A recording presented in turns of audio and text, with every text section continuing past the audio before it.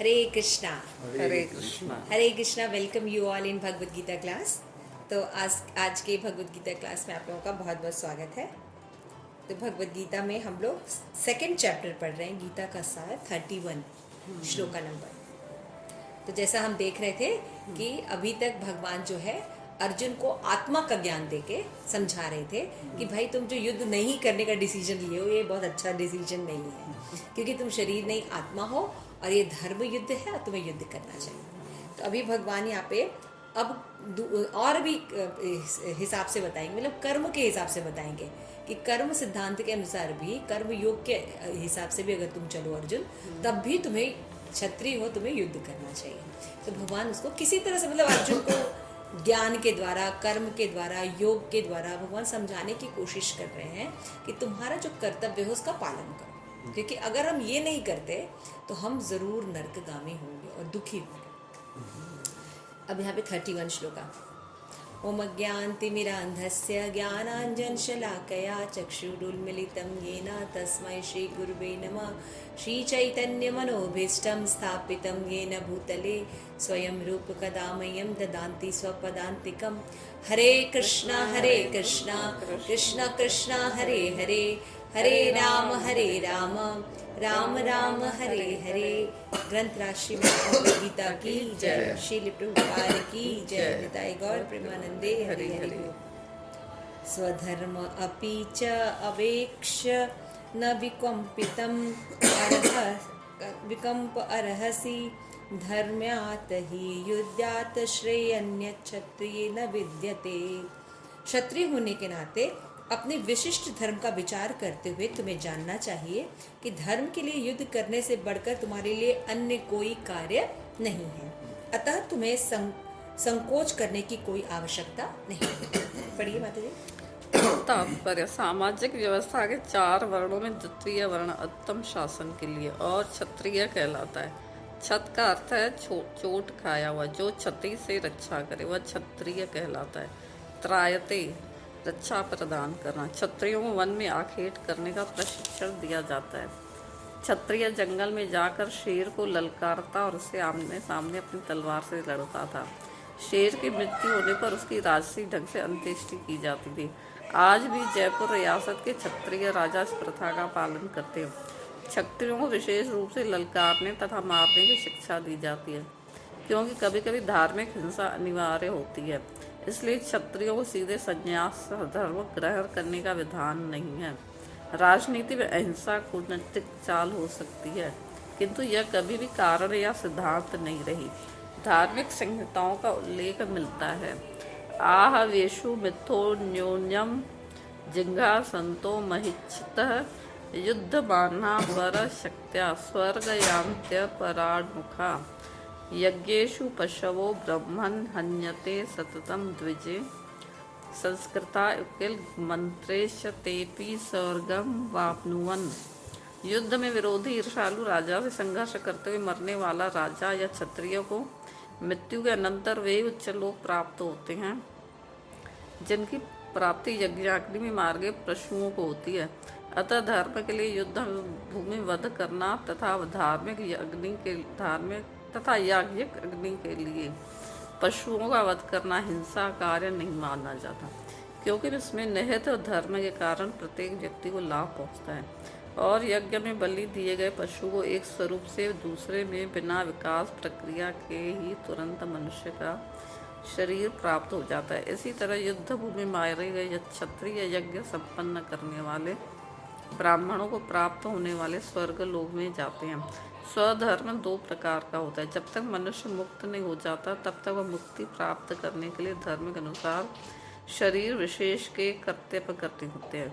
जब यह मुक्त हो जाता है तो उसका विशेष कर्तव्य या स्वधर्म आध्यात्मिक हो जाता है और देहात्म बुद्धि में नहीं रहता। जब तक देहात्म बुद्धि है तब तक ब्राह्मणों तथा क्षत्रियों के लिए स्वधर्म पालन अनिवार्य होता है। स्वधर्म का विधान भगवान द्वारा होता है, जिसका स्पष्टीकरण 4th अध्याय में किया जाएगा। शारीरिक स्तर पर स्वधर्म को वर्णाश्रम धर्म अथवा आध्यात्मिक बोध का प्रथम सोपान कहते हैं। वर्णाश्रम धर्म अर्थात प्राप्त शरीर के विशिष्ट गुणों पर आधारित स्वधर्म की अवस्था से मानवीय सभ्यता का शुभारंभ होता है। वर्णाश्रम धर्म के अनुसार किसी कार्य क्षेत्र में स्वधर्म का निर्वाह करने से जीवन के उच्चतर पद को प्राप्त किया जा सकता है। तो देखिए बहुत ही सुंदर श्लोक है। यहाँ भगवान जो है, भगवान श्री कृष्ण अर्जुन को क्या समझा रहे हैं कि देखो अर्जुन, चलो ठीक है, आत्मा या परमात्मा की बात तुम्हें नहीं समझ में आ रही है, अभी हम तुमको ये समझाने की कोशिश कर रहे हैं कि तुम्हारा जो धर्म है वो क्षत्रिय है ना। तो क्षत्रिय जो होता है वर्णाश्रम के अनुसार, उसका कार्य होता है कि जो देश है या जो भी राज्य है उसकी रक्षा करना। तो तुम तो क्षत्रिय हो, तो तुमको भी युद्ध करना चाहिए ना। तो भगवान उसको धर्म समझा रहे, मतलब what is your duty according to ashram, है ना। तो इसलिए हमारे लिए भी ये रखा जाता है कि हम जिस आश्रम में हैं उस आश्रम के अनुसार हम भी अपना धर्म में, जैसे हम सब गृहस्थ आश्रम में है ना, तो गृहस्थ आश्रम का क्या कर्तव्य है कि हम पालन करें, गो रक्षा करें, अन्न उत्पन्न करें, व्यापार करें, है ना, और धर्म के साथ रहें, प्रसाद खाएं, भक्ति करें, प्रचार करें, ये हमारा धर्म है ना, जप करें।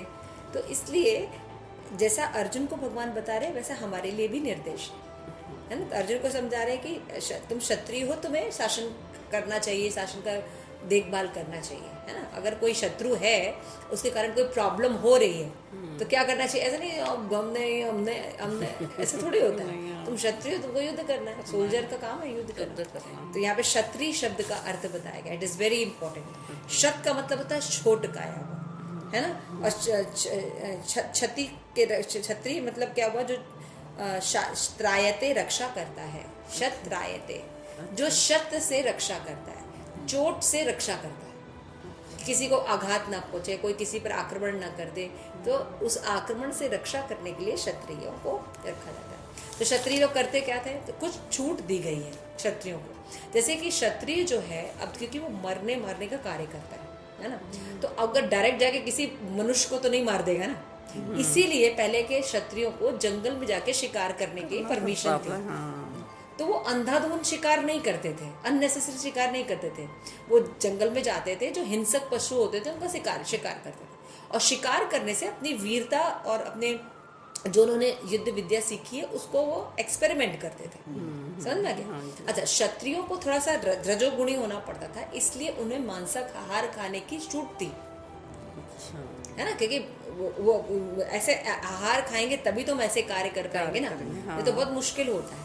तो ये इसीलिए तो आदमी कहता है नहीं ऐसा है, ऐसा तो शास्त्र में विधान है या कोई चीज़ें बताई गई हैं, किसी के लिए कुछ बताया गया, किसी के लिए कुछ बताया, क्योंकि उसके भी रीजंस होते थे। तो क्षत्रियों को मदिरा पीने की, आखेट में जाने की, मतलब आखेट मतलब जंगल में शिकार करने की या मांसाहार करने की छूट क्यों थी? इसका ये मतलब नहीं था कि वो वेश्यालय चलाते थे, इसका ये मतलब नहीं था कि वो जाके शराब की दुकान पे वो ड्रंक करके नाली में गिरे पड़े होते थे। ऐसे क्षत्रिय के बारे में नहीं पढ़ा आपने कभी? नहीं, बिल्कुल नहीं, है ना, जो एक आजकल लोग जो उसको वो बना लेते हैं। तो श्रील प्रभुपाद यहाँ पे समझा रहे हैं कि क्षत्रिय जो है उनके लिए हिंसा करना अनिवार्य कार्य है। तो वो अहिंसा से नहीं चलेगा। अब कोई मारने के लिए आ रहा है, आपके बंदूक लेके आ गया, तो आप ऐसा नहीं कहेंगे नहीं देखो तुम शरीर नहीं, तुम आत्मा हो, तुम्हें नहीं मारना चाहिए। तो कहेगा रुक जाओ मैं तुम्हें बताता हूँ अभी अच्छे से, तब तक तो मार के चला भी जाएगा। तो यहाँ पे कहा यह जा रहा है कि क्षत्रियों को संन्यास ग्रहण करने का विधान नहीं है। क्षत्रिय संन्यास नहीं ग्रहण करता है। क्षत्रिय अगर धर्म के साथ युद्ध करता है, उसमें मारा जाए तो वो सीधे उसका गति हो जाता है। समझ आ गया? इसीलिए कहा जाता है कि जो व्यक्ति का जो धर्म है, जैसे मैंने अभी आपको बताया कि हम लोग गृहस्थ धर्म में हैं, तो अगर हम गृहस्थ धर्म का पालन करते हैं ना, और अरे ये सब तो माया है, ये पति पत्नी के झमेले हैं, और छोड़ छाड़ के हमें हिमालय चला जाए, तो उस व्यक्ति की कोई गति नहीं होगी, बल्कि उस व्यक्ति की गति होगी जो अपने परिवार की जिम्मेवारी भी उठा रहा है और हरे कृष्ण महामंत्र भी जप कर रहा है। ये हमारा कर्तव्य है ना, समझ गए मतलब? तो ये समझना बहुत इम्पोर्टेंट है। इन श्लोकों में जो भाव छिपा है कि हमें अपने धर्म के अनुसार रहना चाहिए। अब जैसे स्त्रियां हैं, स्त्रियों का धर्म है कि अगर वो गृहस्थ में है तो वो घर के कार्यकाज देखें, खाना पीना देखे, बच्चों की परवरिश देखे, है ना, घर की सफाई वगैरह का ध्यान रखें, है ना। क्यों ऐसा करते हैं? ये बैकवर्डनेस नहीं है जैसा कि लोग आजकल सोचते हैं कि हम झाड़ू लगाएंगे, हम घर से देखेंगे, हम बच्चे पालेंगे, है ना। नहीं, ये स्त्री के लिए बहुत सहज है, उसके स्वभाव के अनुसार है। जैसे धरती जो होती है, धरती का काम है अनाज को उत्पन्न करना, है ना। आकाश का काम है वर्षा करना, ठीक है ना। उसी तरह से पुरुष का कार्य होता है कि वो धन कमाए, उनकी सुरक्षा का ध्यान रखे, है ना। ये सब कार्य पुरुष लोगों का है। और स्त्रियों का स्वभाव है कि वो उस परिवार को इस तरह से टेक केयर करे ताकि वो अच्छे सुसंस्कारी बन सके। तो जब सुसंस्कारी बच्चे होते हैं समाज में, तब ना वो अच्छी बातें एक्सेप्ट करेंगे, है ना। तो ये सब कितना बड़ा साइंस है। लेकिन अभी क्या बोलते हैं, जैसे आप किसी बच्चे से पूछिए आपकी मदर क्या करती है, हाउस वाइफ, घर में रहती है। पर मम्मी क्या कहती है, यहाँ जॉब करती है, और मम्मी बहुत अच्छी क्योंकि वो बहुत जॉब करते हैं, बच्चों को क्रच में भेजते हैं, कभी ध्यान नहीं देते, कुछ नहीं करते। दे आर वेरी गुड, है ना। उनके बच्चे पीछे से क्या कर रहे हैं, आयों के साथ पल रहे हैं, उनके क्या संस्कार हो रहे हैं, बड़े होके क्या बन रहे हैं, कोई मतलब नहीं, है ना। लेकिन जो जैसे बच्चे होते हैं, माएँ होती हैं, वो अपने घर में अपने हाथ से कुकिंग करती हैं, भगवान को भोग लगा के बच्चों को खिलाती हैं, तो वो बैकवर्ड माँ होती हैं। और जो अच्छी माएँ होती हैं वो क्या करती हैं, अच्छा तुम्हारा बर्थडे है बेटा, ये लो 5,000 रुपये, गो एंड एंजॉय पार्टी। तो वो अच्छी माएँ होती हैं बच्चों की नज़र में। तो ये कलयुग है, देखिए, है ना। गलत बोल रहे हैं? नहीं, सही है, बिल्कुल सही है ना। तो वो आप बताइए, कोई भी व्यक्ति अगर आप अपने हाथ से बनाइए, खिलाइए, करिए, वो मेहनत का काम है कि 2 पैसे फेंक दीजिए? मेहनत, उनको प्यार से बनाओ, खिलाओ। हाँ, कितना स्नेह होता है माँ का, है ना। लेकिन कलयुग उल्टा हो चुका है। जैसे हमने खाने में भी स्वाद है, खाने में भी स्वाद है, स्वस्थ भी है आदमी, और उसमें स्नेह रहता है माँ का। बाहर जो व्यक्ति बनाता है उसमें माँ का स्नेह मिलेगा क्या आपको? वो आपको बिजनेस माइंड से बना रहा है ना। लेकिन ये सब करने, जैसे अभी हम लोग अभी डिस्कस कर रहे थे कि कलयुग में सभ्यता है कि कुत्तों को रखा जाता है गाय को कटने के लिए। These are the mentality. यहाँ पे भगवान अर्जुन को यही समझा रहे हैं कि क्षत्रिय को संन्यास लेने की जरूरत नहीं है। क्षत्रिय धर्म का अगर वो पालन करता है, उसमें अगर वो युद्ध क्षेत्र में मर जाता है, तो वो सीधे अपनी गति को प्राप्त कर लेगा। यहाँ पे एक श्लोक का भी एग्जाम्पल दिया गया है कि युद्ध में जो राजा के संघर्ष करके मरने वाले क्षत्रिय को मृत्यु के अनंत उच्च लोक प्राप्त होता है। जैसे ही कोई क्षत्रिय है वो युद्ध कर रहा है, उसे मारा जाए, तो उसको उच्च गति प्राप्त होगी ही होगी। उसको संन्यास लेने के बाद भगवत धमधाने की जरूरत नहीं है, ठीक है ना। तो यहाँ पे बताया गया कि यज्ञ करे, ऐसा नहीं है। और उसी तरह से जैसे बताया जाता है कि जैसे पहले के लोग यज्ञ में पशुओं की बलि देते थे। हाँ। तो जो बूढ़े पशु होते थे उनकी बलि दी जाती थी। क्यों? क्योंकि जैसे आज हम एक्सपेरिमेंट करते हैं ना, कोई दवाई निकालते तो पहले चूहों पर प्रयोग करते हैं, है ना, छोटे एनिमल से प्रयोग करते हैं ना, मनुष्य पे करने से पहले। तो पहले के लोग भी ऐसे ही करते थे, अपनी मंत्र की सिद्धि करने के लिए एक्सपेरिमेंट करके देखते थे कि ये मंत्र सिद्ध हो रहा है कि नहीं। तो जैसे बूढ़े जो जैसे घोड़े होते थे या और कोई पशु होते थे, लोअर एनिमल, उनको वो बलि चढ़ाते थे, और बलि चढ़ाने पर वो मनुष्य शरीर प्राप्त करते थे। मनुष्य मतलब देवता का शरीर प्राप्त करते थे और सीधे भगवत धाम जाते थे या अच्छी योनि में जाते थे, ये देवताओं की योनि में जाते थे। तो वो मंत्र की सिद्धि देख रहे हैं ना, एक्सपेरिमेंट कर रहे हैं कि हाँ हमने मंत्र किया, हमने बोल पाए, यज्ञ किया, यज्ञ करने से उस पशु की बलि की गई, और वो जाते हुए सब लोग देखते थे, उसका शरीर चेंज होता था यज्ञ में। अच्छा। हाँ, पशु का शरीर जाता था, आत्मा होती है ना, आत्मा तो नहीं होती, और उसका जो अपना सच्चिदानंद स्वरूप होता था वो निकल के अपने धाम को जाता हुआ दिखता था। तो दिस इज द प्रोसेस जो आज हम देखते हैं। पशु बलि जो लोग करते हैं वो क्या करते हैं, मीट खाने के लिए पशु बलि करते हैं। जैसे कि बहुत से काली के भक्त होते हैं, या हमारे यहाँ भी बहुत ऐसी जगह हैं जहाँ पे बलि चढ़ाई जाती है, तो वहाँ पे मीट शॉप नहीं खोला जाता है या वाइन शॉप नहीं खोला जाता है। वहाँ पे अभी वाइन शॉप खुले हुए हैं, मीट शॉप खुले हुए हैं बलि के नाम पर। समझ गए मतलब? हाँ जी, हाँ। तो ये यहाँ पे देखिए बिल्कुल शास्त्र में लिखा है। तो उनको क्या करना चाहिए, विकास के क्रम में नहीं जाना पड़ेगा। विकास का क्रम क्या होता है, जैसे पहले एक कोशिकी जीव होगा, फिर बहुकोशिकी होगा, फिर 4 पैर होंगे, 8 पैर होंगे, फिर 4 पैर वाला होगा, है ना, समझ में आ रहा है। हाँ जी, हाँ। फिर ऐसे ऐसे पूरा चक्र है, पानी में पानी का एनिमल बने तो 84 लाख योनियां होती हैं। घूमते हुए फिर तो विकास क्रम है कि पहले एक कोशिकी जीव होगा, फिर बहुकोशिकी होगा, फिर ऐसे होगा, फिर ऐसे होगा, फिर ऐसे होगा, ऐसे बढ़ेगा विकास क्रम में, है ना। लेकिन जब कोई व्यक्ति को इस तरह से बलि दी जाती है या उसको कुछ ऐसे कृपा मिल जाती है तो उसको विकास कर्म में नहीं जाना पड़ेगा, उसको वहीं उसको गति हो जाएगी। क्लियर हो गया, यहाँ पे ये बात बता रहे। इसीलिए भक्ति, जैसे अभी हम लोग मनुष्य हैं, लेकिन हम लोग ने पीछे कर्म तो बहुत ही अच्छे नहीं किए हैं, नहीं। तो अगर हम भगवत भक्ति करते हैं तो भगवान हमें अपने साथ ले जा सकते हैं। हमें विकास क्रम में जाने की जरूरत नहीं है अच्छा, का ये होगा येगा। अगर हम सही से भक्ति करें तो हम इसी जन्म में भक्ति लास्ट योनि हो सकती है। क्लियर हो गया। उसके बाद भगवान करे कि धर्म जो होते हैं 2 प्रकार के होते हैं, एक शरीर का धर्म होता है, एक आत्मा का धर्म होता है ना।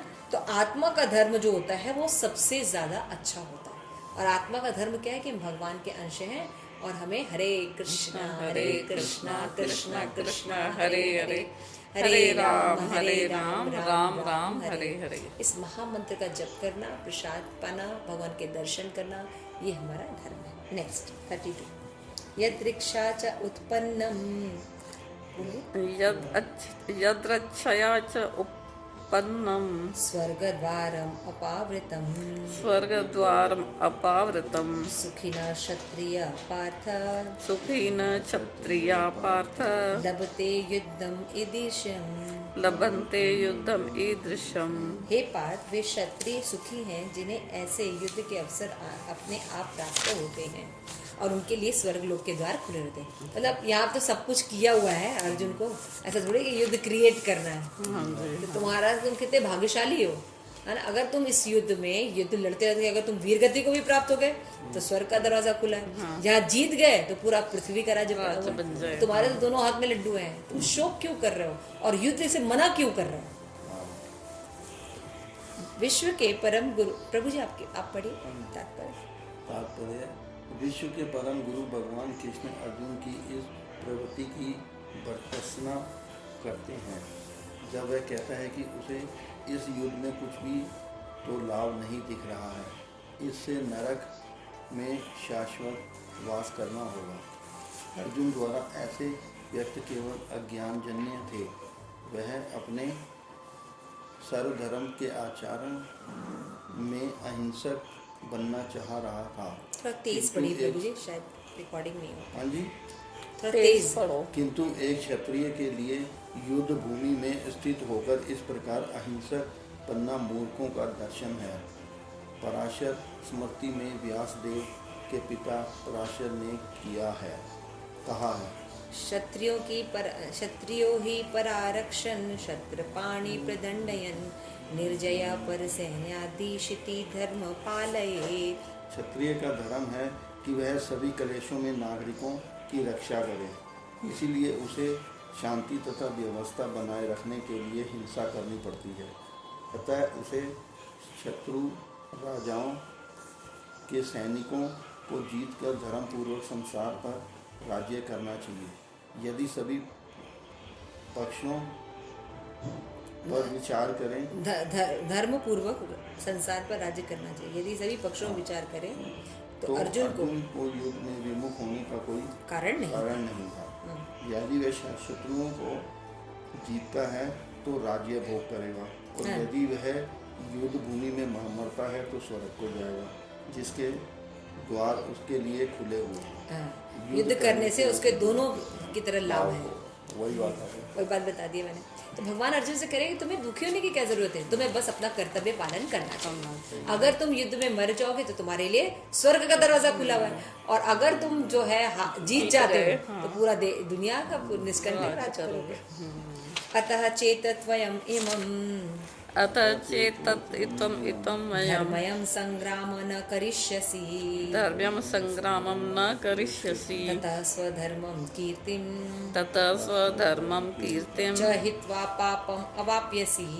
च हित्वा पापम अवाप्यसि। किंतु यदि तुम युद्ध करने के स्वधर्म को संपन्न करते नहीं हो तो तुम्हें निश्चित रूप से अपने कर्तव्य की उपेक्षा करने का पाप लगेगा और तुम युद्ध के रूप में भी अपना यश खो दोगे।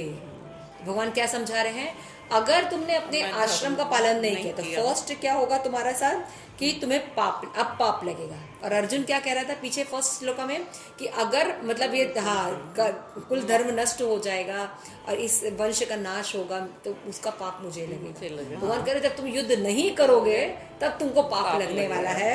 और दूसरी बात क्या बता रहे हैं कि लोग दुनिया में हमेशा तुम्हारे ऊपर थूकेंगे कि अर्जुन इतना बड़ा योद्धा था और जब सही समय आया तो वो मुंह भाग गया, पीठ दिखा के भाग गया, उसने युद्ध नहीं किया। तो अपना जो यश है वो खो दोगे।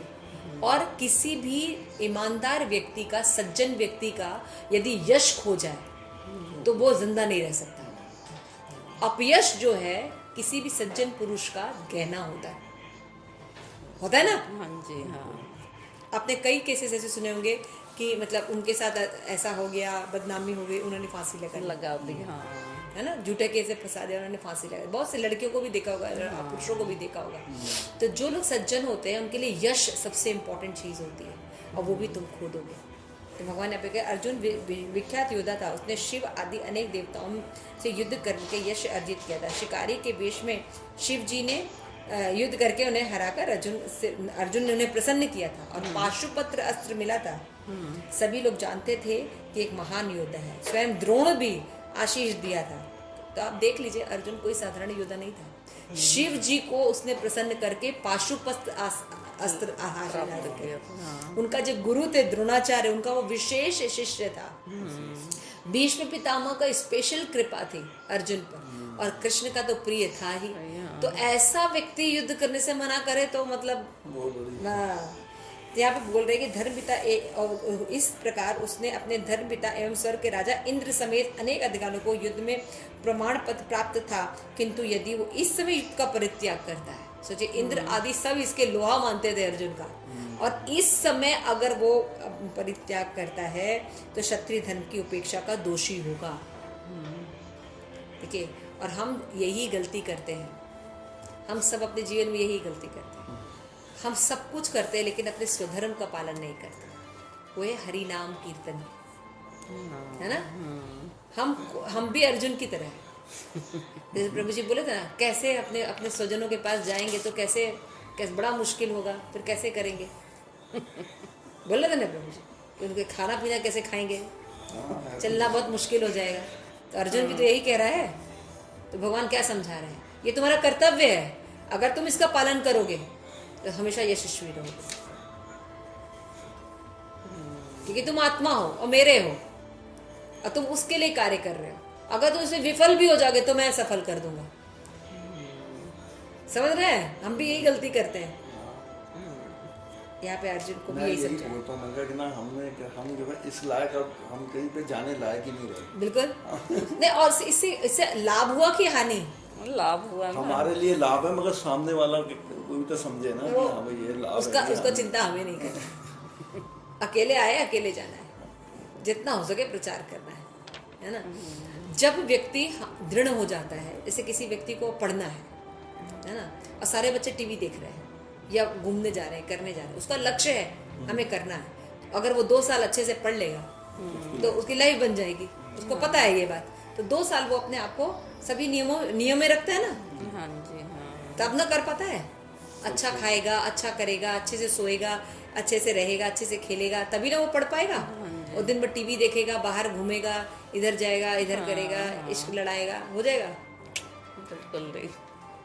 तो एक भौतिक जगत में कुछ प्राप्त करने के लिए साधना करनी पड़ती है, और भगवत धाम जाने के लिए आपको कोई साधना नहीं करनी पड़ेगी, बहुत करनी पड़ेगी। सोच लीजिए, है ना। तो आप अगर मान लीजिए अभी आप न भी छोड़ें, मान लीजिए आप कहते हैं कि बड़ा मुश्किल हो रहा है, तब भी आपको सब कुछ छोड़ना पड़ेगा। तब क्या करेंगे? जब लात मार मार के माया छिड़ाएगी तब छोड़ेंगे हम। तो उससे पहले हम समझ के उस सही व्यक्ति की शेल्टर ले ले जिसकी लेनी चाहिए। हमने अपने बच्चों को पढ़ाने के लिए दुख नहीं झेले, बहुत दुख झेले। हाँ, हाँ? उनको परवरिश करने में, उनको बड़ा करने में दुख नहीं झेले, बहुत। हाँ, धन कमाने में दुख नहीं झेले, बहुत झेले। बनाने में, ये घर मकान बनाने में हम लोग ने दुख नहीं झेले। तो भगवत भक्ति में दुख झेलना पड़ा था, उसमें हमको बड़ा दुख लगता है। वो तो बहुत कम है। माला करने में कौन सा दुख है? अभी छोले भटूरे बने, वो खाने में आपको कौन सा दुख है? बढ़िया कीर्तन हो रहा है, उससे पार्टिसिपेट करने में उसमें भी कोई दुख नहीं, क्योंकि भगवान के लिए, भक्तों के लिए बनता है, बहुत सुख लगता है ना। अब मान लीजिए हम आपके घर पे प्रसाद अच्छा है, बना था वो हम आपके घर जब आए मान लीजिए प्रसाद लेने के लिए, तो आपको दुख होगा बनाने में। आप खिचड़ी भी खिलाएंगे तब भी कहेंगे माता जी अरे खिचड़ी अच्छे से बनाओ। है ना। तो कोई भी भक्ति का कार्य करने में सुख होता है। भगवान का दर्शन करना, इस्कॉन के जो विग्रह है, बर्तन धोते हैं तो दुख लगता है। हाँ, पर मंदिर में बर्तन धोते दुख लगता है। थोड़ा सा तो लगता है वो ज्यादा हो जाता होगा। यही बात है। किंतु यदि इस समय युद्ध का परित्याग करता है, न केवल क्षत्रिय धर्म की अपेक्षा का दोषी होता है, अपितु अपने यश की भी हानि होगी और वो नरक जाने के लिए अपना मार्ग तैयार करेगा। दूसरे शब्दों में, युद्ध करने से नहीं अपितु युद्ध से पलायन करने के कारण वो नरक का गामी होगा। तो सही राय दे रहे ना भगवान, क्योंकि भगवान वेल विशर है। भगवान बता रहे हैं, भगवान हमसे बड़े हैं, भगवान जानते हैं क्या अच्छा है बुरा है ना। इसलिए भगवान हमें समझा रहे हैं कि अगर तुम ये नहीं करोगे, और आज एक बेवकूफों की तरह, पड़ोसियों की तरह हमारे स्वजनों की बात सुनोगे जो कि वो भक्त नहीं है, तो उनकी बात सुन के क्या होगा। तो जब कोई व्यक्ति, जैसे मैंने आपको एग्जांपल दिया कि कोई व्यक्ति पढ़ना चाहता है, तो जब व्यक्ति उसका दृढ़ निश्चय देखता है किसी भी व्यक्ति का कि नहीं बेटिया ये पिक्चर देखने नहीं आएगा, ये खेलने नहीं आएगा, ये 2 साल अपना पढ़ाई करेगा, 2-4 बार लोग बुलाएंगे, उसके बाद नहीं आएंगे, नहीं जाएगा तो नहीं आएंगे ना, समझ जाएंगे कि ये व्यक्ति भैया सिंसियर व्यक्ति है। उसी तरह से 2-4 बार लोग आपको उल्टा सीधा बोलेंगे, लेकिन जब देख लेंगे कि ये व्यक्ति ऐसे नहीं खाता है, तो कभी ना कभी उनके हृदय में बात आएगी और वो भक्त बन सकते हैं। लेकिन जब हम मतलब क्योंकि हम अटल नहीं रहते हैं, तो कभी माला की, कभी नहीं की, कभी यहाँ का, तो वो देख के उनका जो विश्वास रहेगा वो भी टूट जाएगा। समझ में आ रहा है? कोई भक्त नहीं होता भारत में, लेकिन फिर भी पता होता है कि भक्तों को कैसे बिहेव करना चाहिए। जैसे हम लोग तिलक लगाए हैं और बाहर जाके लड़ाई करें, आप ऐसे क्रोध कर रहे हैं, तिलक लगाए आप, मतलब एक्सपेक्टेड होता है। हाँ जी, हाँ। उनको वो नहीं जानते, ज़्यादा नहीं बोलते, लेकिन उनको पता होता है क्या करना है क्या नहीं करना। तो यहाँ पे भगवान ये बात समझा है। ठीक है, तो आज का श्लोक इतना ही। ठीक है, अभी मैं एयरपोर्ट पे गया। हाँ। एयरपोर्ट से बेटे को वो कहते हैं टर्मिनल 1 पे था, और 2 और 3 जो है ना थोड़ा काफ़ी दूर है। तो उसने बोला भी कहते हैं 150 लूँगा, पहले उसने बोला 250 लूँगा। मैंने कहा इसको तो बंद कर दूँ। कहते हैं हम जो है श्री प्रभुपाद की जय, ग्रंथराज भगवद गीता की जय, गौर प्रेमानंदे हरि हरि हरि।